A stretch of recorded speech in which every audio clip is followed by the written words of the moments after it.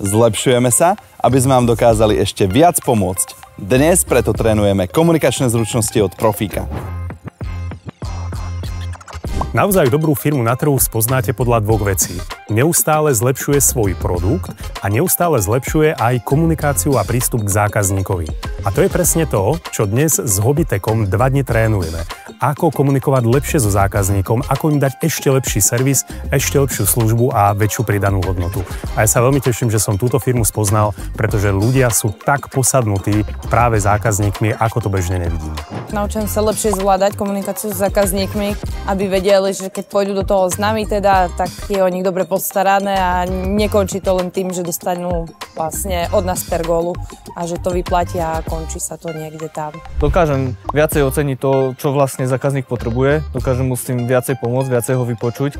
Robil som to predtým možno troška inak, ale také nejaké tie technické veci, čo sa týka predaja, tak v tomto mi to určite pomohlo.